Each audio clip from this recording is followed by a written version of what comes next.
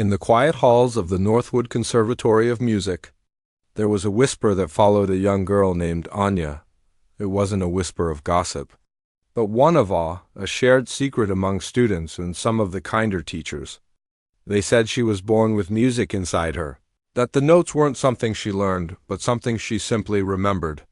While other students would spend hours hunched over sheet music, their fingers slowly tracing the shapes of chords, Anya would just listen.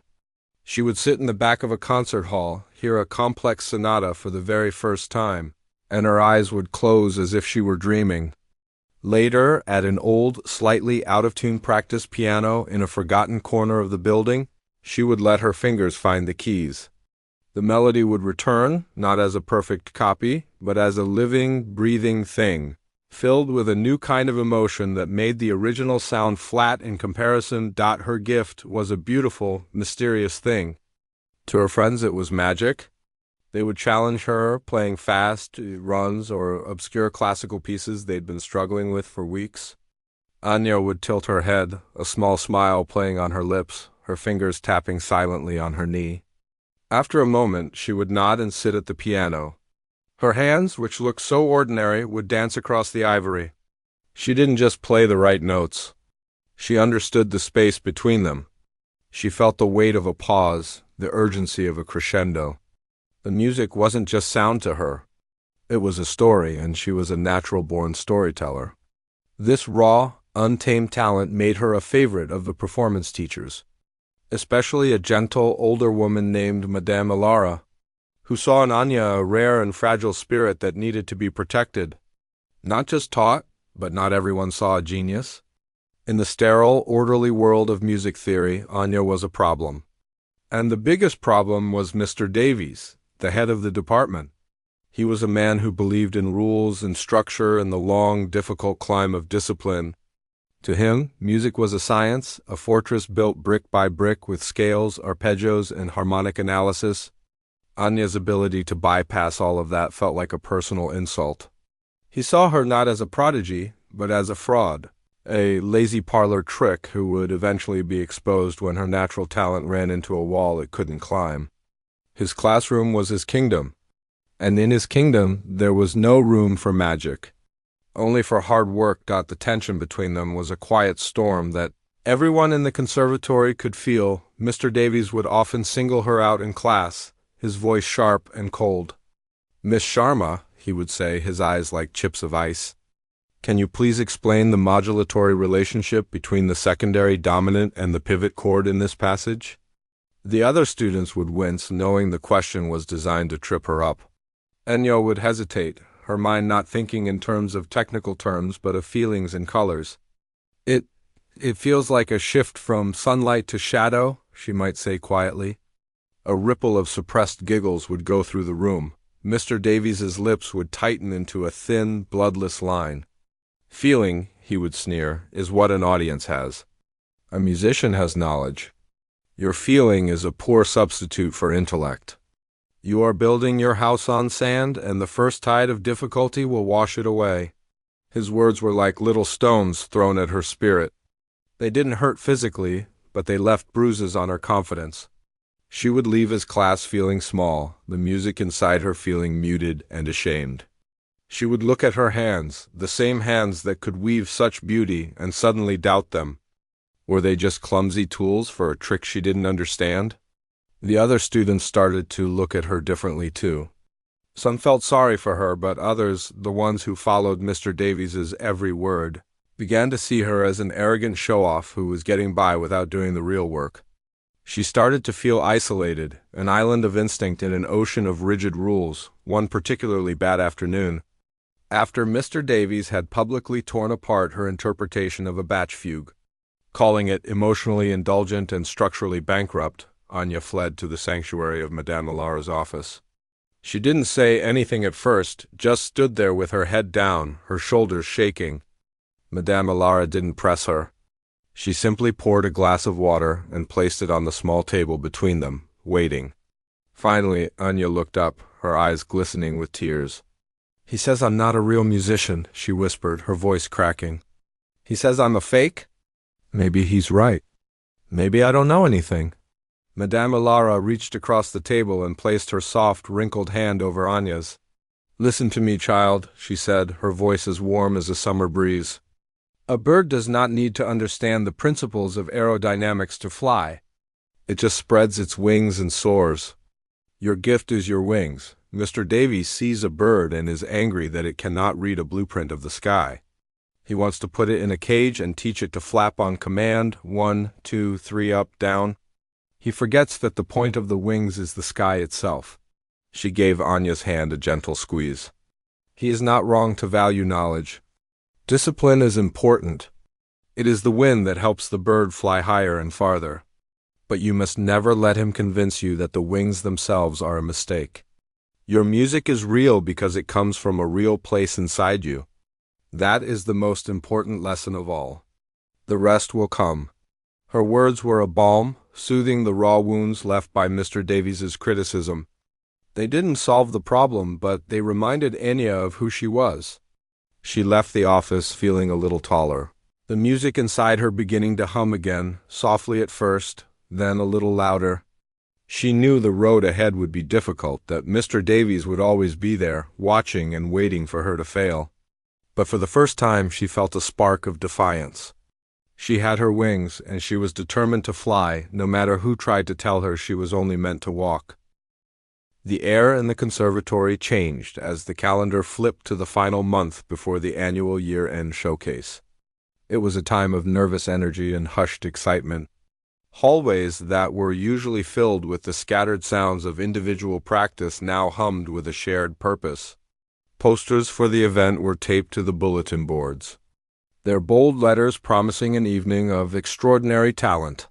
For most students, it was the climax of their year, a chance to show their parents and teachers just how much they had grown. For Anya, it felt like something more. It felt like a crossroads. The quiet defiance that Madame Ilara had planted in her heart was beginning to sprout.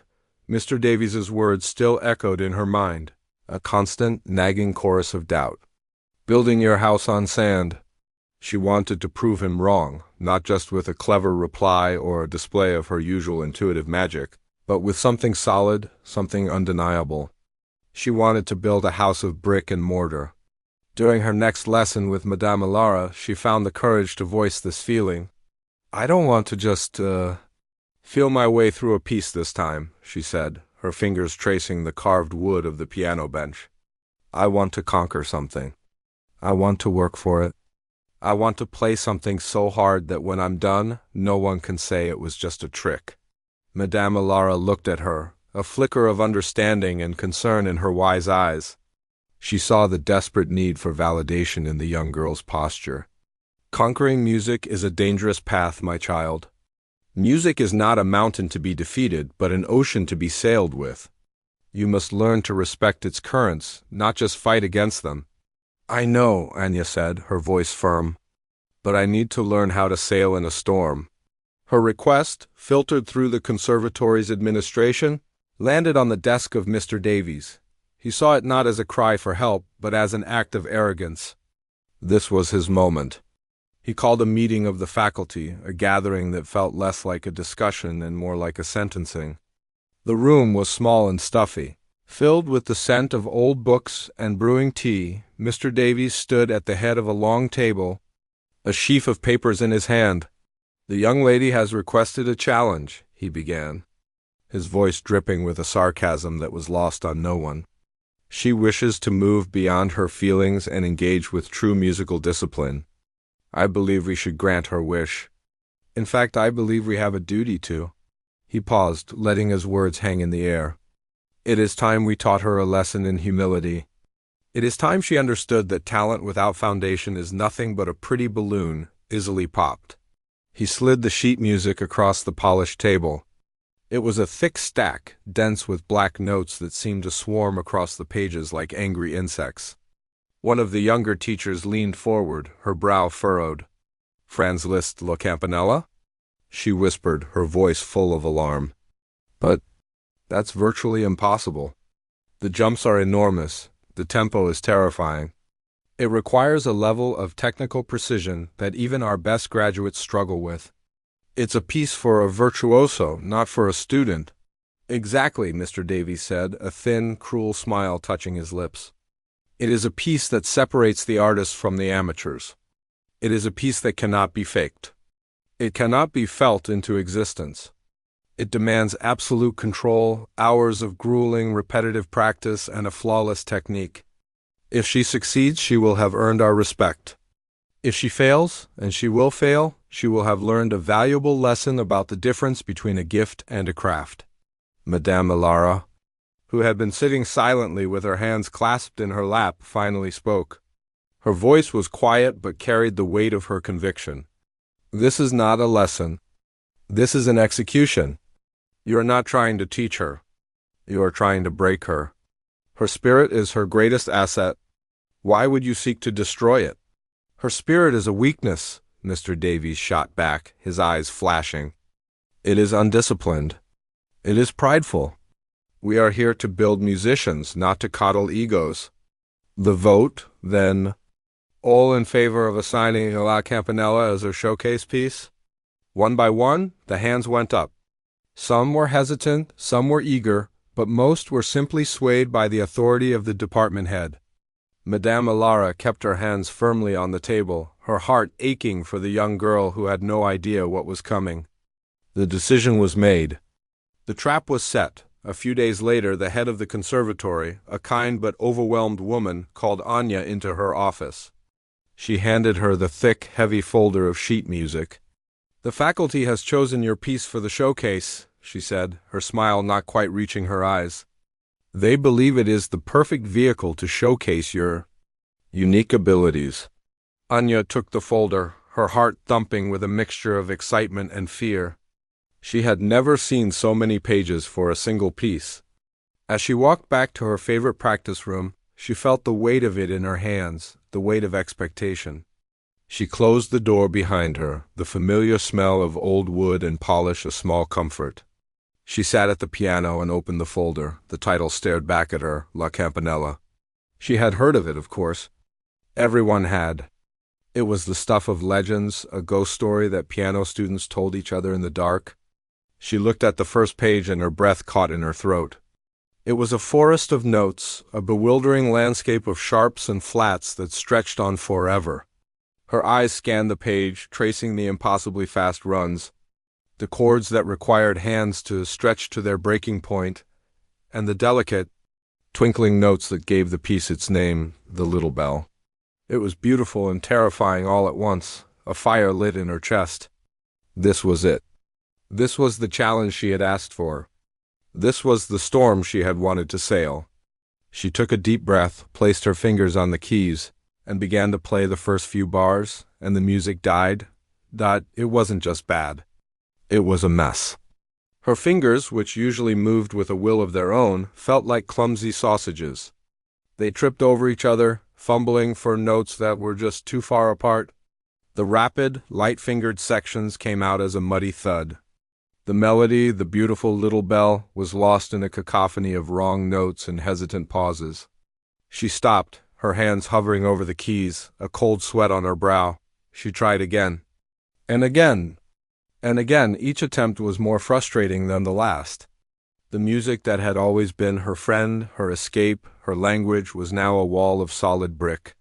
It felt like it was actively fighting her, mocking her. For the first time in her life, the piano felt like an enemy. The hours passed, but she made no progress. The sun began to set, casting long shadows across the room, and Anya was still there, her shoulders slumped in defeat. The stack of sheet music on the stand seemed to mock her, a monument to her own arrogance. She had asked for a challenge, and she had been given a mountain. And as she sat there in the growing darkness, she was terrified that she didn't have the strength to climb even the first step. The first week with La Campanella was not a lesson. It was a drowning. The music that had once been a clear, flowing river inside Anya had become a churning, angry sea, and she was caught in its current without a raft. Every day was the same. She would enter the practice room with a fragile hope, closing the door behind her as if sealing a pact. She would place the heavy sheet music on the stand, its black notes staring up at her like a crowd of judgmental faces. And then the struggle would begin. Her fingers, which once danced across the keys with a will of their own, now felt like foreign objects, stiff and disobedient. The famous jumps, the wide leaps that gave the piece its acrobatic flair, were impossible. Her hand would land in the wrong place, producing a jarring, ugly chord that shattered the silence of the room. She would try again, her eyes fixed on the page, her brain screaming the instructions, but her fingers would betray her. It was like trying to write her name with her left hand while looking in a mirror. The result was a clumsy, tangled mess of sound. The delicate, bell-like notes that were the heart of the piece came out flat and heavy, like stones dropped in mud. For the first time in her life, when Anya played, she was not creating beauty. She was just making noise. The hours bled into one another. The sun would stream through the tall window in the morning, casting long rectangles of light on the dusty floor. By the time she left, the moon would be hanging in the same spot, its cool light a silent witness to her failure. Her fingers ached with a deep, persistent throb. Her wrists felt tight and hot. But the physical pain was nothing compared to the bruising her ego was taking. Every wrong note was a tiny hammer blow to her confidence. Every failed passage was a voice whispering that she wasn't good enough, and then there was the other voice, the one that lived in her head. It was the ghost of Mr. Davies, clearer and louder than ever before. As she fumbled a run of 16th notes, she could almost hear his dry, cutting tone. "Structurally bankrupt," he would sneer. As her hand missed another jump, she felt his icy gaze on her. "Building your house on sand, Miss Sharma. The tide is coming in." His words, once just annoying, now felt like prophecies. He had known. He had known all along that she was a fraud, a lazy parlor trick who couldn't handle real work. He had given her this impossible piece not to challenge her, but to expose her. And she was playing her part perfectly. She started to avoid the other students. In the hallways, she would keep her head down, her arms wrapped around her stack of books as if they were a shield. She could feel their eyes on her, a mixture of pity and morbid curiosity. She knew they were talking about her. Once, while getting a drink of water from the fountain, she overheard two older students whispering just around the corner. "That's the girl Davies gave Campanella to," one voice said. A hushed, dramatic whisper. "I heard she's completely falling apart," the other replied. "My friend said she heard her practicing yesterday. It was a disaster. He's really making an example out of her." Anya's blood ran cold. She wanted to scream, to tell them they were wrong, that she would get it. But she couldn't, because a part of her believed they were right. The weight of the faculty's expectations was no longer an abstract pressure. It was a physical force, pressing down on her shoulders, making it hard to breathe.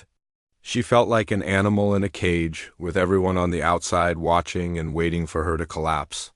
One Tuesday evening, after 7 hours of fruitless practice, something inside her finally snapped.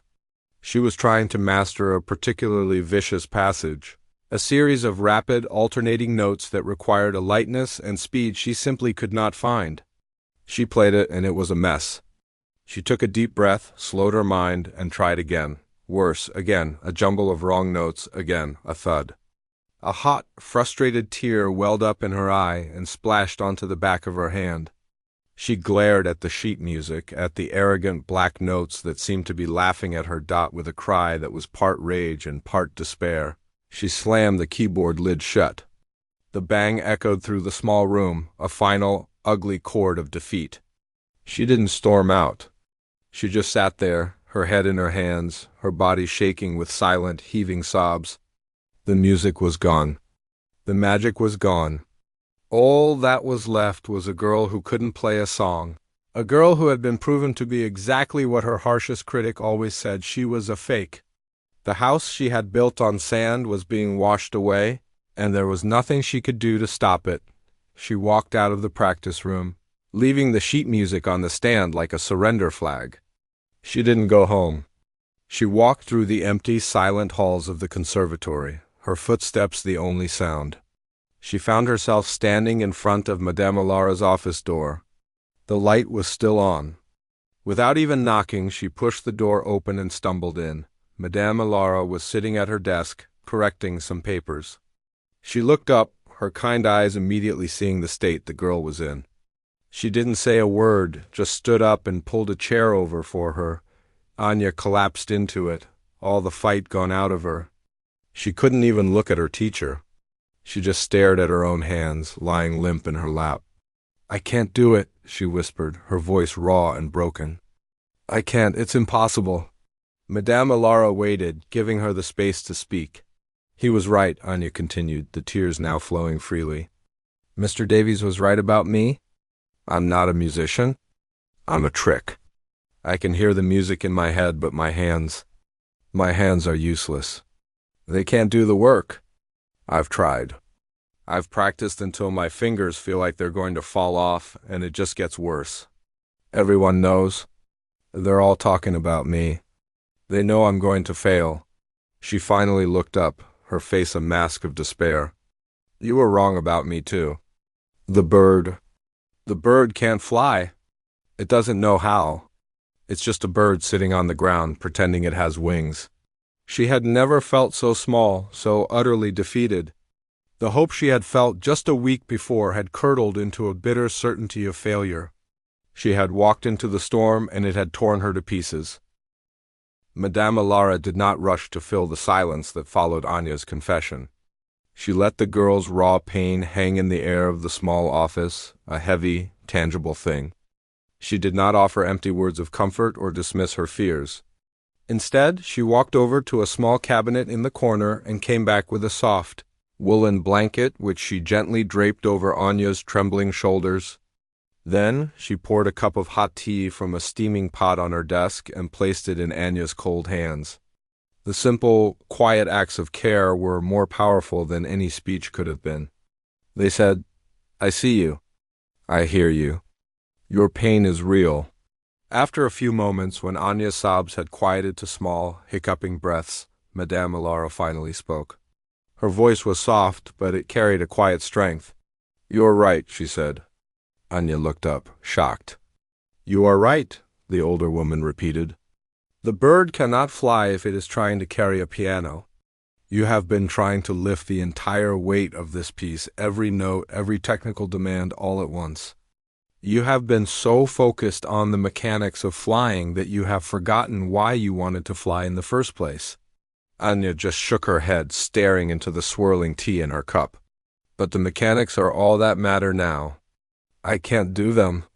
My hands won't listen." "Then stop asking them to listen to the music," Madame Alara said gently. "For now, stop asking them to play Liszt. Stop asking them to play La Campanella." She stood up and walked over to the old, upright piano that sat against the far wall of her office. She gestured for Anya to come and sit on the bench beside her. "Come, close your eyes." Anya hesitated, her body stiff with resistance. The piano felt like a monster now, a source of her deepest shame. But she trusted Madame Alara. She slowly walked over and sat down, keeping her hands in her lap. "Now," Madame Alara said, her voice a soothing murmur, "forget the sheet music. Forget the showcase.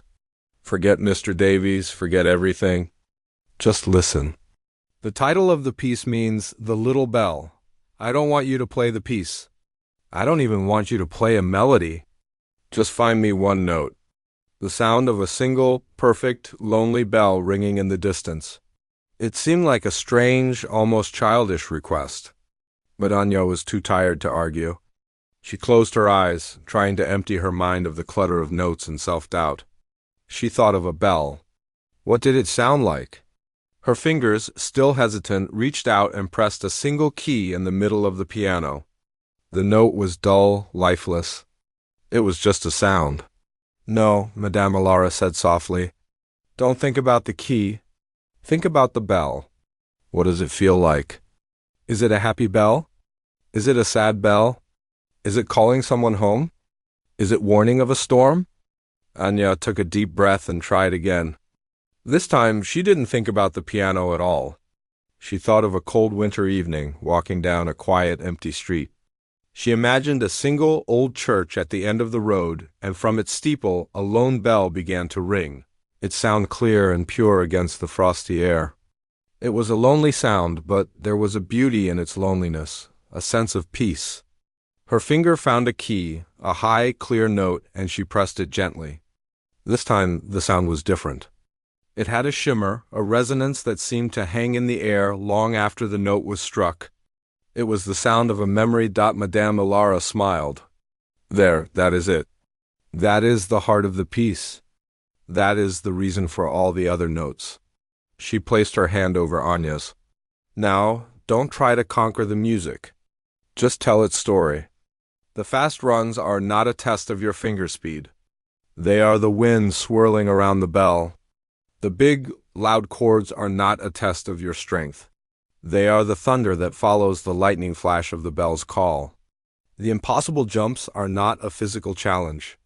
They are the feeling of your heart leaping when you hear that sound in the distance. Something shifted inside Anya. It was like a key turning in a locked door. All this time, she had been fighting a war against the notes. She had seen them as an army she had to defeat. But what if they weren't an army? What if they were just words, and she was the storyteller? The next day, she went back to the practice room. But she didn't take out the sheet music for La Campanella. She just sat at the piano and closed her eyes. She played the single, lonely bell note again. And again. She spent the entire first hour just exploring that one sound, finding its different colors, its different emotions. She played it softly, she played it with a little more weight, she let it fade into silence. For the first time in weeks, she wasn't frustrated. She was curious. Slowly, she began to build around it. She looked at the sheet music not as a map of her failures, but as a storybook. She would find the bell theme and play it with all the emotion she could muster. Then she would look at the flurry of notes that came next. Instead of panicking, she would ask herself, "What is this saying?" She would try to play them like a gust of wind, not perfectly, but with the feeling of wind. It was still difficult. Her fingers still missed notes. But when they did, she didn't hear Mr. Davies laughing. She just thought, "That's not the right kind of wind," and tried again, her practice completely transformed. The hours were no longer a grind of repetition and failure. They became an adventure. She was no longer a soldier fighting a battle. She was an explorer discovering a new world. She would spend days on a single page, not trying to get it right, but trying to understand its soul. The huge crashing chords became expressions of overwhelming joy or sorrow. The delicate, intricate passages became whispers of a secret. The impossible leaps across the keyboard became moments of breathtaking freedom, like a bird soaring through an open sky. The voice of Mr. Davies didn't disappear completely, but it grew fainter, more distant. It was like a radio playing in another room. When she made a mistake, her inner monologue changed. It was no longer, "I'm a fake. I can't do this." It became, "That's not the story I want to tell. How can I say it more clearly?" She was learning to serve the music instead of demanding that the music serve her ego. Her fingers still ached at the end of the day, but it was a good ache. The feeling of a body that had worked hard for a purpose it believed in. One evening, a week before the showcase, she was working on one of the most difficult passages, a section that had previously been a wall of sound for her. She played it through. And while a trained ear might have noticed a slight hesitation here or a note that wasn't perfectly crisp there, the overall effect was stunning. The music flowed. It had a narrative, a pulse, a life of its own. It was no longer a collection of difficult notes. It was a story about a little bell and the wind and the storm and the heart that heard it all. She finished the passage and lifted her hands from the keys, not in exhaustion or frustration, but in a sense of quiet peace. She hadn't conquered the piece. She had befriended it. And in doing so, she had finally found the uncheckable music that had been inside her all along. The night of the showcase arrived with a crisp autumn chill that seemed to seep through the thick walls of the conservatory. Inside, however, the air was warm and thick with a nervous energy that buzzed like a trapped hornet. The main auditorium, usually a place of quiet study, was transformed. Polished wooden floors gleamed under the soft glow of stage lights, and the velvet seats were filling up with parents, patrons, and students. Backstage in the cramped, cluttered wings, the atmosphere was even more intense. The air smelled of hairspray, floor wax, and fear. Anya sat on a wooden stool, her hands resting loosely in her lap. She felt the familiar flutter of butterflies in her stomach, but it was different this time. It wasn't the sickening churn of dread she had felt for weeks. It was lighter, more like a vibration, the hum of a tightly wound string ready to be played. She had done the work. Not the work Mr. Davies had wanted, not the mindless repetition of scales and exercises, but the deeper work of listening, of understanding, of finding the story. She had not conquered La Campanella, but she had made peace with it. It was no longer her enemy. It was her voice, a stagehand peeked around the heavy velvet curtain. "You're on in 2, Miss Sharma." Anya nodded and stood up, smoothing the front of her simple dark dress. She walked to the edge of the curtain, peering out at the sea of faces. They were a blur of shadows and soft light in the auditorium's dimness. But then her eyes found the front row. There he was, Mr. Davies, sitting perfectly straight, his program folded neatly on his lap. His face was an unreadable mask, a cool, composed expression of professional curiosity. But Anya could feel the weight of his expectation from across the room. He was waiting for the crash, the failure, the proof that he had been right all along. Anya Sharma, performing La Campanella by Franz Liszt. The announcer's voice echoed through the hall. Anya took one last deep breath, the air filling her lungs and clearing her mind. She thought of Madame Ilara's words, "The point of the wings is the sky itself." She walked out onto the stage, the single spotlight following her, a warm circle in the vast darkness. The low murmur of the audience faded into a respectful silence. She sat at the grand piano, its black lacquer surface gleaming like a still, dark pool. She placed her fingers on the keys, feeling the cool, smooth ivory beneath her fingertips. For a moment, she just sat there, her eyes closed, letting the silence settle. Then she began. The first notes were not loud or flashy. They were the little bell, the sound she had searched for so long. They rang out, clear and pure, cutting through the silence like a single star in the night sky. A quiet gasp rippled through the audience. It was so delicate, so full of lonely, beautiful emotion, that it instantly captivated everyone. It wasn't a technical display. It was an invitation, and then the story began to unfold. The fast, swirling runs that had been her greatest nightmare were no longer a torrent of clumsy notes. They were a gust of wind, a playful dance of air around the persistent ringing of the bell. Her fingers moved with a speed that was breathtaking, but it wasn't just speed. It had purpose, it had direction. It was the sound of leaves skittering across pavement on a blustery day. The audience leaned forward, collectively holding its breath. They weren't just listening to a difficult piece of music.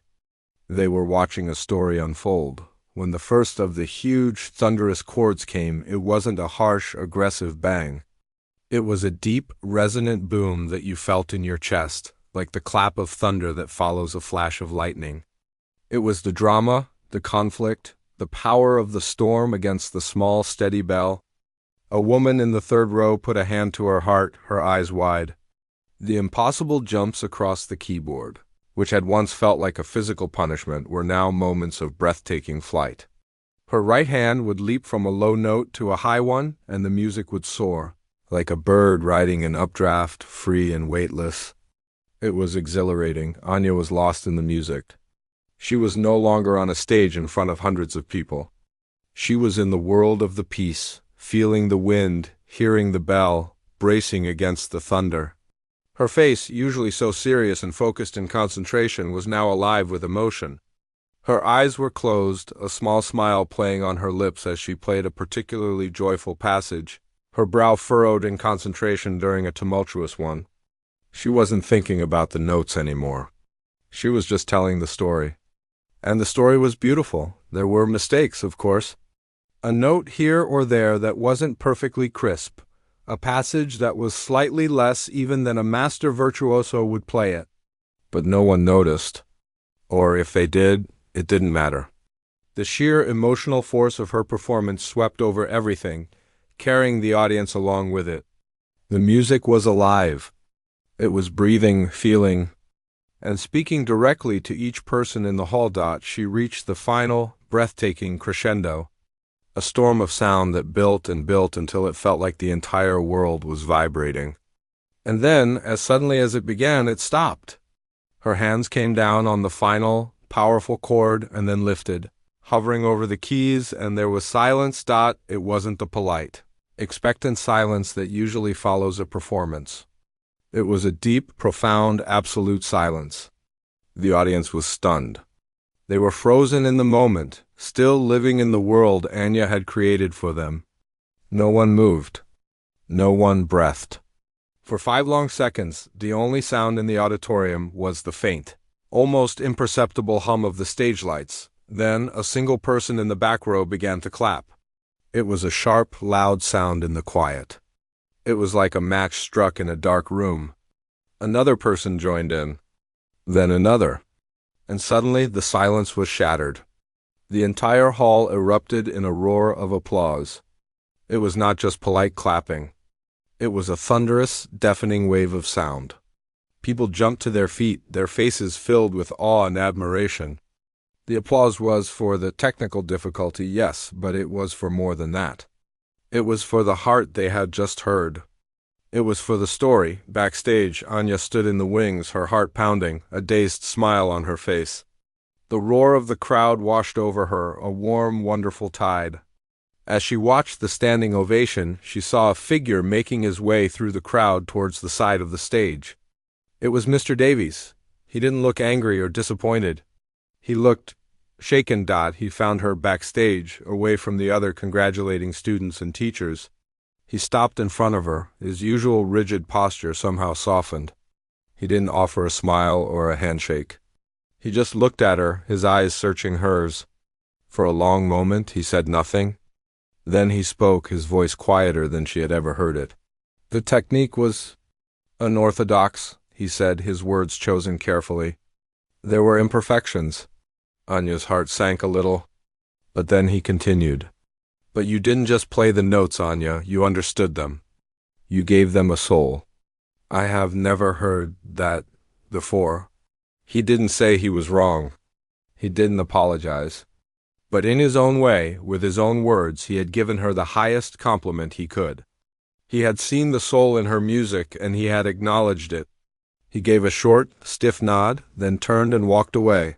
Disappearing into the shadows, Anya watched him go, and a feeling of deep, quiet peace settled over her. She realized then that she hadn't been playing to prove him wrong. In the end, his opinion didn't matter. She had done this for herself. She had faced the mountain, and by learning to tell its story, she had learned to climb it. She was no longer just a lazy prodigy or a fake. She was a musician, a storyteller, an artist. And as the sound of the crowd cheering her name filled her ears, she knew, with a certainty that filled her entire being, that she had finally found her wings and the sky was waiting.